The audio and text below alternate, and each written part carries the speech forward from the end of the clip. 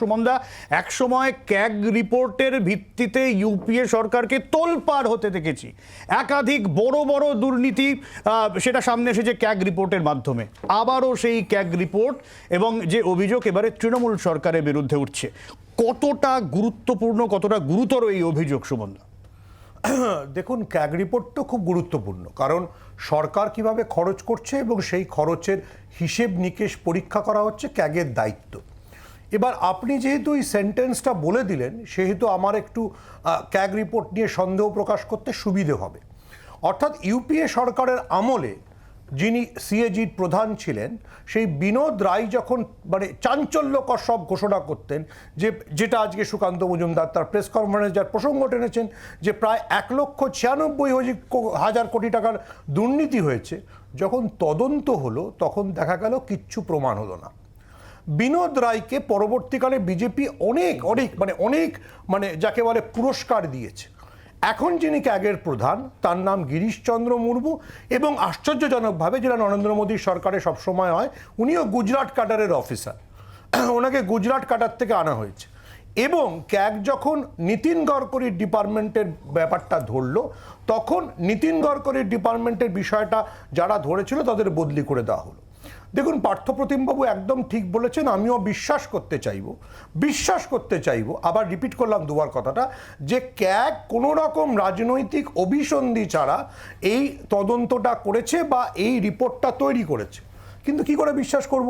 কারণ সুকান্ত মজুমদাররা ক্যাগের মাত্র part of the things বলছে। যদি ক্যাগের বা সেন্ট্রাল গভর্নমেন্টের আরবিআই এর রিপোর্টের অন্য দিকটা দেখি, যেখানে এইটা বলা হয়েছে যে নরেন্দ্র মোদীর জমানায় প্রতিদিন ব্যাংক 812 কোটি টাকার লোন দেয় আর 532 কোটি টাকার লোন মকুব করে, তার মানে সরকারি কোষাগার থেকে এই 9 বছরে 13 লক্ষ কোটি টাকা মকুব করে দেওয়া হয়েছে। সেইটা নিয়ে সুকান্ত মজুমদার কোনো কথা বলেন না। তাহলে সুমনদা, আপনার কথা যদি সামাপ করি, লেট মি ফিনিশ। বিনোদ রায় যিনি বলেছিলেন যে এত বড় দুর্নীতি হয়েছে 2G-তে, যার জন্য ডিএমকে একজন মন্ত্রী জেল খেটেছিলেন, পরে কিন্তু তিনি ছাড় পেয়ে গেলেন। তাহলে কি পুরোটাই রাজনৈতিক উদ্দেশ্য প্রণোদিত ছিল? প্রশ্নটা হচ্ছে যে বিজেপি যেভাবে বিভিন্ন ইনস্টিটিউশনকে পলিটিক্যালি ব্যবহার করতে চায়, এবং ক্যাগে সবসময় ওটা উপরে লেখা থেকে সম্ভাবিত, কারণ হচ্ছে ক্যাগ রিপোর্টটা প্লেস করতে হয়, তারপর সেটা অনুমোদন পেল কিনা সেটা দেখতে হয়। তো উই ডোন্ট নো, কারণ বিনোদ রায় পরে আর জাস্টিফাই করতে আসেননি। না সুমনদা, আপনার কথা যদি সাম অফ করি, তাহলে আপনার বক্তব্য কি এটাই যে ক্যাগ তাহলে জাস্ট একটা জুজু? ক্যাগ, দেখুন, আবার আমি বলছি, এই ক্যাগ রিপোর্টের মাধ্যমেই জানা গেছিল যে সুখোই কেনার জন্য কত টাকার কেলেঙ্কারি হয়েছিল।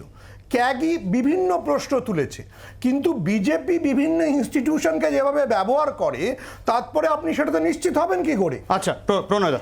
প্রথম তো হচ্ছে, যাদের মিনিমাম একটু জ্ঞান আছে তাদের এটা বোঝা উচিত যে ক্যাগ কোনো তদন্ত এজেন্সি নয়।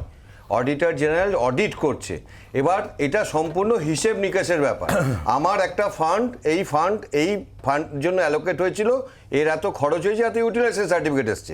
দ্বিতীয় হচ্ছে, ক্যাগ সম্পর্কে যেটা বলা হচ্ছে রাজনৈতিকভাবে, তাহলে তো স্ববিরোধী কথা হচ্ছে না। একবার বলা হচ্ছে নীতিন গডকরির দপ্তর সম্পর্কে তারা প্রশ্ন তুলেছে, তো যদি নীতিন গডকরির দপ্তর সম্পর্কে প্রশ্ন তোলে, আরবিআই নিয়ে যদি প্রশ্ন তোলে, তখন সেটা মোদি গভর্নমেন্টের বিরুদ্ধে গেলে তখন তাহলে তাদের তৃণমূল গভর্নমেন্ট, এই যে যারা এইসব বলছেন ক্যাগ মোদি নিয়ন্ত্রণ করে, তার মানে তো তারাই আলাদাভাবে স্বীকার করে দিচ্ছেন যে ক্যাগ যেটা করছে সেটা নীতিন গডকরির দপ্তর সম্পর্কেও বলছে, তৃণমূল সরকার সম্পর্কেও বলছে। আসলে ক্যাগ যেটা বলছে সেটা ফ্যাক্টকে বলছে, যে আমার এত ফান্ড ছিল, আমি এত ইউটিলাইজেশন পেয়েছি, এটা পাইনি। ওরা কিন্তু কোনো কনক্লুশন টানছে না, কেউ বলছে না দুর্নীতি হয়েছে, ওরা বলছে ইউটিলাইজেশন সার্টিফিকেট পাইনি। এবার ইউটিলাইজেশন সার্টিফিকেট দেওয়ার দায়িত্ব গভর্নমেন্টের। আমি টাকা খরচ করছি, কি পারপাসে খরচ করলাম? ইউটিলাইজেশন টাকা দেওয়ার খরচ।